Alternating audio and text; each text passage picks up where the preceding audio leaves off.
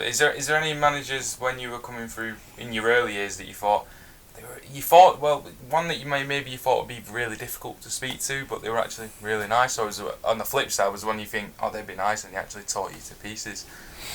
I think they all had a real edge to them. All of those guys had a real edge to them, and yeah, they could be affable, and they, Peter Reid loved a joke, and he his press conferences would be fun, but he could turn if he didn't like a question, or if they were all capable of snapping.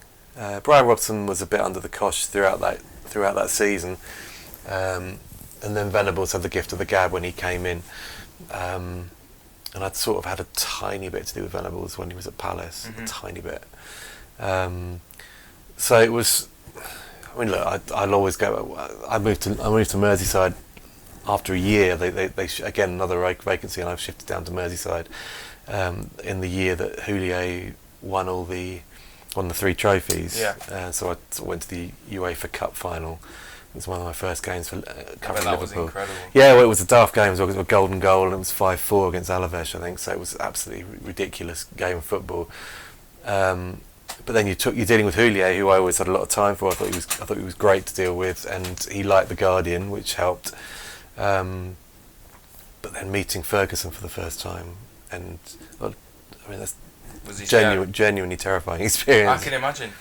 Green eyes, the eyes absolutely bore through you. I mean, I made the point of sort of going up and introducing myself. I was only standing in for, I think Danny Taylor was our Manchester man at the time, and I was filling in for him at a press conference, so I went and introduced myself before the press conference as a courtesy. But I mean, he shook my hand and looked me up and down, and I felt it was a fairly withering look, but yeah, but you just have to cope, I guess. So when we talk about journalism, and you say it's different nowadays, what advice would you give to anyone who's trying to get into written journalism or even video journalism, because you deal with that a lot now as well? Yeah. Well, the bottom line is, I think you have to, when you approach it, you have to bear in mind that you may not be going into work to write for a newspaper anymore. That may not be the ultimate objective. It's a bit old school to think in terms of newspapers now. Yes, you might have stuff published in newspapers, which is great, and it's still a huge thrill to pick up a paper and see your name in print and have the hard copy there. Is it not getting a bit boring for you now? No, never will, and never has been boring. It's a privilege to see that and have that. But these days, you're right. It's about multimedia. It's about different types of media. So a lot of the stuff you do will be online. Don't be snobbish about that. That is what the job is now these days. Video content, if you've got that string to your bow, then that's all the better. Because I think most media platforms will be offering that to a certain extent, and if you've got the skills to broadcast, then that's a massive bonus. But it always boils down to sort of perseverance and putting up with it. It's not it's a long process. It's not something that you generally get into and then within 5 minutes you're writing with authority. Yeah. It doesn't happen. I think it's going to sound snobbish, but a lot of the people that will contact me write excellent blogs.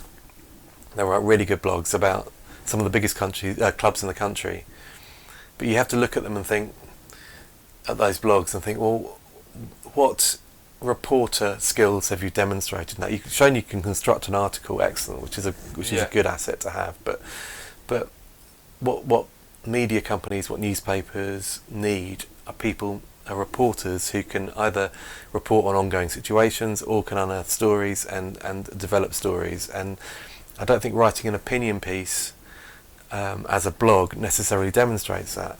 I think you're absolutely right. Yeah. It's almost like you have to earn the right to have an opinion on a big. I mean, 20 years in the job now, and I'm still uncomfortable writing opinions because I feel there are better people out there who are either more opinionated or more au fait with the subject matter, and they formulate their arguments with more background detail. Yeah. and judgment. I'll do it, and I do it for the Guardian. I have done, but not that many, not that many opinion pieces.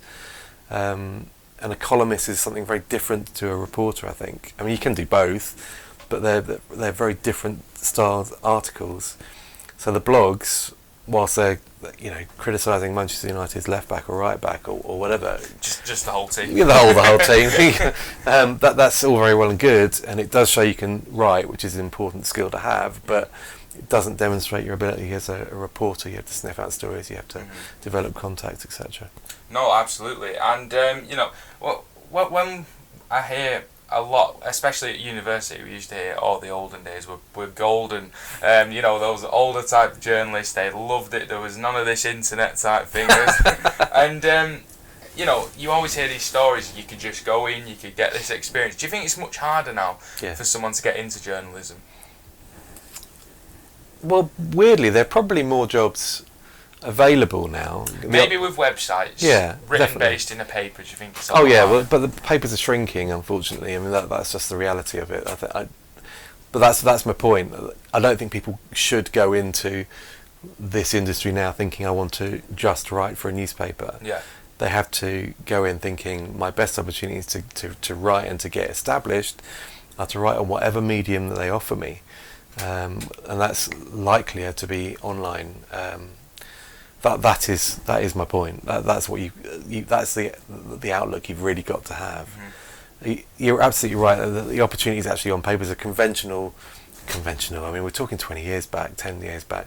Conventional routes into print journalism don't really exist anymore. A lot of people went in through local press. Probably the generation before me were largely all from the local press, went into internationals, and the local press isn't what it was. That's the reality. It just doesn't, for whatever reason, it's struggled, and the opportunities maybe aren't there that they used to be in the local press. So you have to find different passageways, different pathways into the national media. And that might be coming through the course, like a course that I did, which a lot of people have done that course. A lot of people at the Guardian have done that course. There are alternative courses out there, but also just making a name for yourself. Agencies filing stories to newspapers. Newspapers will always like stories. They always need stories. They don't need people telling them about the Manchester United left back. They need stories about anything really. It can be quirky. It can be newsy. It can be whatever. But if you've got that ability, then that is precious. And I think something that I've found as well since graduating from university, like you mentioned it then, a lot of people have done this course. A lot of people have done. There's so many talented people in the media industry. And there's no one route in, and I think you're exactly right about that. It's so hard.